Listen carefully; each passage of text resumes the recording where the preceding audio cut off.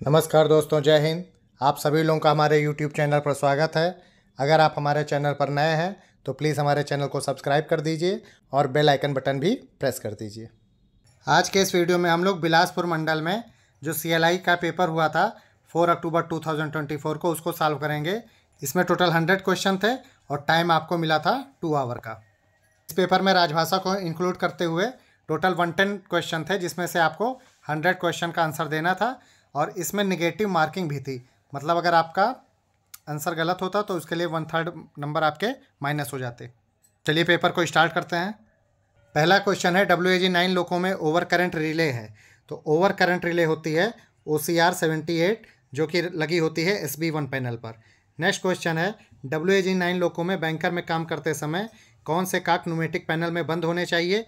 तो जब भी हम बैंकर लोको में काम करेंगे तो उसका 70 नंबर और 136 नंबर यानी BP का और FP का आइसोलेटिंग का क्लोज रखते हैं। इसका आंसर 1 हो जाएगा। नेक्स्ट है, WAG-9 इंजनों में SS18 किस सबसिस्टम से संबंधित होता है। तो SS18 संबंधित होता है FLG2 से। FLG1 SS17 होता है, मेमोटेल SS16 होता है और FLG2 SS18 होता है। नेक्स्ट क्वेश्चन है, WAG-9 इंजन में यदि बैटरी वोल्टेज कितने वोल्ट से नीचे चला जाएगा तो लोको बंद हो जाएगा। तो जब बैटरी वोल्टेज 82 वोल्ट से नीचे हो जाता है तो इंजन शट डाउन हो जाता है। जब बैटरी वोल्टेज 30 सेकंड के लिए 92 वोल्ट हो जाता है तो प्रायोरिटी 2 का फॉल्ट आता है। जब 86 वोल्ट से कम हो जाता है तब प्रायोरिटी 1 का फॉल्ट आता है और जब 82 वोल्ट हो जाता है तब लोको हमारा शट डाउन हो जाता है। नेक्स्ट है, WAG-9 इंजनों में पेंटो नंबर 2 को अलग करने के लिए पेंटो सेलेक्टर स्विच यानी PSS 85 को किस स्थिति में रखना होगा और कौन सा काक बंद करना चाहिए। ये पेंटो सेलेक्टर स्विच न्यूमेटिक पैनल पर होता है और हमको चूँकि पेंटो 2 को आइसोलेट करना है तो हम पैन 2 का काक बंद करेंगे, जो कि ऑप्शन 3 में है। और उसके अलावा अब हमको पैन 1 उठाना रहेगा, इसलिए PSS को फर्स्ट पे करना पड़ेगा, इसलिए इसका आंसर हो जाएगा ऑप्शन 3। नेक्स्ट है, WAG-9 में लोको ब्रेक परीक्षण के दौरान लोको को कितने किलो न्यूटन तक बढ़ना नहीं चाहिए। तो ये WAG-9 लोको के बारे में पूछ रहा है। इसका आंसर होता है कि 150 किलो न्यूटन से ये अधिक नहीं बढ़ना चाहिए। WAG-9 और WAP-7 में 150 kN होता है और WAP-5 के लिए ये 100 kN होता है। नेक्स्ट है, WAG-9 इंजनों में BPFL स्विच का स्थान कहाँ है। ये फ्लैशर लाइट जलाने के लिए पुश बटन है, ये पैनल C पे होता है, यानी इसका आंसर हो जाएगा 3rd नंबर। नेक्स्ट है, WAG-9 इंजनों में कैप बदलने के लिए कंट्रोल इलेक्ट्रॉनिक्स की स्थिति क्या होती है। तो उस समय कंट्रोल इलेक्ट्रॉनिक्स हमारा सेल्फ होल्ड मोड में चला जाता है। ये 10 मिनट के लिए होता है और इतने में हमको कैप चेंज कर लेना होता है। नेक्स्ट है, WAG-9 इंजनों में VCD को प्रत्येक कितने सेकंड में एक बार आपको एक्नॉलेज करना है। तो हमको टोटल 60 + 8 सेकंड यानी 68 सेकंड में आपको एक्नॉलेज करना होता है। और यदि इतने में हम एक्नॉलेज नहीं कर पाते हैं तो 68 सेकंड बाद पेनल्टी लग जाती है। नेक्स्ट है, WAG-9 लोको में किस प्रकार की बोगी लगी हुई है। तो WAG-9 में कोको फ्लेक्सी कॉइल टाइप की बोगी लगी हुई है। नेक्स्ट है, WAG-9 इंजनों में थ्रॉटल के संचालन से पहले स्क्रीन पर कौन सा नोट डिस्प्ले होना चाहिए। तो थ्रॉटल चलाने से पहले हमारा FLG 590 आ जाना चाहिए, तभी हमको थ्रॉटल चलाना चाहिए। नेक्स्ट है, WAG-9 इंजनों में BL चाबी को D से ऑफ स्थिति पर ले जाने पर कौन से ब्रेक स्वचालित रूप से चालू हो जाएंगे। तो जब हम BL की को D से ऑफ पे ले जाते हैं तो हमारा पार्किंग ब्रेक ऑटोमेटिकली लग जाता है। नेक्स्ट है, WAG-9 इंजनों में चलाने के दौरान अकेले BPFA का चमकना कौन सा दोष प्रदर्शित करता है। तो ये प्रायोरिटी 2 का दोष प्रदर्शित करता है। अगर प्रायोरिटी 1 का फॉल्ट होता है तो LSFI भी ब्लिंक करता है। नेक्स्ट है, WAP-7 लोको में एयर ड्रायर का स्थान कहाँ है। तो ये कैब 1 में लोको पायलट के नीचे होता है। इसका आंसर हो जाएगा ऑप्शन 3 यानी कैटल गार्ड 1 के पीछे, लोको पायलट साइड में। WAP-5 में MCP 2 के पीछे होता है। नेक्स्ट है, WAP-7 इंजनों में LSFI की निरंतर चमक क्या दर्शाती है। तो जब भी कोई सब सिस्टम आइसोलेट होता है तब LSFI कंटिन्यू जलती है। इसका मतलब इसका आंसर हो जाएगा ऑप्शन 2।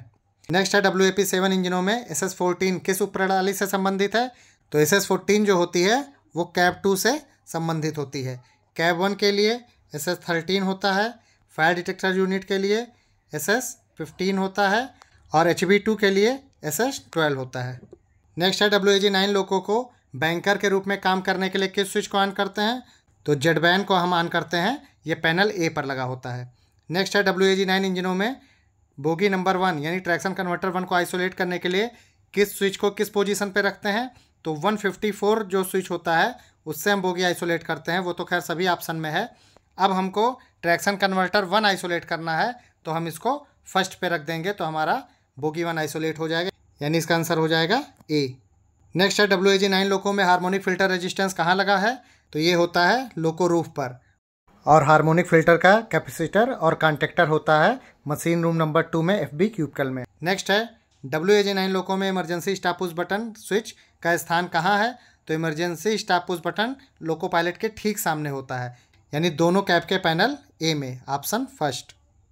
नेक्स्ट है WAG9 इंजनों में जब पार्किंग ब्रेक लगाए जाते हैं तो पार्किंग गेज में कितना प्रेशर दिखाता है, तो उस समय दिखाता है 0 kg/cm², और जब रिलीज रहता है पार्किंग ब्रेक तो 6 kg/cm² प्रेशर शो करता है। नेक्स्ट है नार बीम ब्रेक सिस्टम से लैस WAG9 इंजनों में रियर कैब में मोड स्विच की स्थिति क्या होनी चाहिए, तो रियर कैब में मोड स्विच ट्रेल पे होना चाहिए, इसका ऑप्शन थर्ड हो जाएगा। नेक्स्ट है WAG9 लोको की अधिकतम अनुमेय गति कितने किलोमीटर प्रति घंटा है, तो ये मालगाड़ी का लोको है, इसका होता है 100 kmph। नेक्स्ट है WAG9 इंजनों में स्विच नंबर 152 किसके लिए प्रदान किया गया है, तो 152 ये SB1 में लगा हुआ है और ये थ्रॉटल दोष के लिए प्रदान किया गया है। नेक्स्ट है WAP7 लोको में होटल रूट कन्वर्टर चलाने के लिए कौन सा स्विच प्रदान किया गया है, तो होटल रूट कन्वर्टर चलाने के लिए हमारे पैनल ए पर BLHO दिया गया है। नेक्स्ट है WAG9 लोको के सामान्य संचालन में ट्रांसफार्मर पंप को 3 फेज की सप्लाई कहाँ से मिलती है, तो TFP को हमारे बर2 से सप्लाई मिलती है। नेक्स्ट है WAP7 इंजनों में बोगी को न्यूमेटिकली आइसोलेट करने के लिए काक कहाँ पर लगा होता है, तो CCB वाले लोको में ये न्यूमेटिक पैनल पर लगा होता है, लेकिन चूंकि यहाँ CCB नहीं दिया है इसका मतलब ये E70 लोको है, और E70 लोको में ये मेन कंप्रेसर के ऊपर लगा होता है। नेक्स्ट है WAG9 लोको के नए पहिए का व्यास कितना होता है, तो जो नया व्हील होता है वो 1092 mm का होता है और कंडमिंग साइज होता है 1016 mm। नेक्स्ट है WAG7 इंजनों में जब BPSW को दबाया जाता है तो कौन BP प्रेशर को त्वरित पुनर्निर्माण के लिए सक्रिय होता है, तो जब भी हम BPSW दबाते हैं कन्वेंशनल लोको में तो हमारा MV4 मैग्नेट वाल्व सक्रिय हो जाता है, MV4। नेक्स्ट है WAG7 इंजनों में यदि रेक निर्माण के दौरान BP प्रेशर लीकेज होता है तो सिग्नलिंग लैंप में कौन सा लैंप जलेगा, तो जब भी हमारा BP लीकेज होगा तो हमारे पायलट लैंप में LSAF ग्लो करेगा। LSDJ जब DJ ओपन होता है तब ये पायलट लैंप जलता है, जब व्हील स्लिप आता है तो LSP का लैंप जलता है, और जब हमारा Q50 रिले डी एनर्जाइज होता है तो हमारा LSB का लैंप जलता है। नेक्स्ट है WAG7 इंजनों में Q45 रिले कॉइल में अर्थ फॉल्ट के कारण कौन सा फ्यूज पिघल जाता है, तो चूंकि इस ब्रांच पे हमारा CCDJ लगा है तो Q45 रिले में अर्थ फॉल्ट होने पर हमारा CCDJ मेल्ट हो जाएगा। नेक्स्ट है WAG7 इंजनों में किस रिले के ऊर्जायान द्वारा ऑटो सैंडिंग होती है, मतलब कौन सा रिले जब इनर्जाइज होगा तो ऑटो सैंडिंग होगा, तो Q48 रिले है, इसको व्हील स्लिप रिले कहते हैं। जब ये रिले इनर्जाइज होती है तो ऑटो सैंडिंग भी कराती है, LSP का लैंप भी जलाती है, और Q51 रिले को एनर्जाइज कराकर ऑटो रिग्रेशन भी कराती है। नेक्स्ट है यदि CRO हो जाता है और BP प्रेशर गिर जाता है तो लोको पायलट का कर्तव्य किस लाइट को ऑन करना होता है, तो ये इमरजेंसी सिचुएशन है, इसमें लोको पायलट को तुरंत फ्लैशर लाइट ऑन करना रहता है। नेक्स्ट है WAG7 इंजनों में Q44 रिले कॉइल में अर्थ फॉल्ट के कारण कौन सा फ्यूज पिघलता है, तो Q44 रिले कॉइल में अगर अर्थ फॉल्ट होगा तो हमारा CCPT फ्यूज मेल्ट होगा। नेक्स्ट है WAG7 इंजनों में यदि Q45 रिले को वेज किया जाता है तो कौन सा स्विच बंद होने पर DJ डायरेक्ट क्लोज हो जाएगा, तो जैसे ही हम BLDJ को क्लोज करेंगे DJ क्लोज हो जाएगा, ऑप्शन बी आंसर हो जाएगा। नेक्स्ट है WAG7 इंजनों में रिले Q118 में कितने सेकंड का टाइम लैग दिया हुआ है, तो 5 सेकंड का इसमें टाइम लैग दिया है। नेक्स्ट है WAG7 इंजनों में RB के दौरान MVRF मोटर को किस ट्रैक्शन मोटर से फीड मिलती है, तो ट्रैक्शन मोटर नंबर 1 से मिलती है, ऑप्शन ए। नेक्स्ट है WAG7 इंजनों में आर्नो के शुरुआती चरण को किस रिले द्वारा सप्रेस कर दिया जाता है, तो QCVR रिले द्वारा जो हमारा स्टार्टिंग फेज होता है वो सप्रेस होता है। नेक्स्ट है WAG7 इंजनों में QD रिले द्वारा निम्नलिखित में से कौन सी क्रिया की जाती है, कुछ नाच का ऑटो रिग्रेशन, कि LSP का ग्लो करना, या ऑटो सैंडिंग, या ऑल ऑफ द अबव, तो इसमें हो जाएगा उपरोक्त सभी। नेक्स्ट है 24 श्रृंखला वाले WAG7 इंजनों में MU2B का स्थान कहाँ पर है, तो MU2B 24 सीरीज वाले में न्यूमेटिक पैनल पर दिया गया है।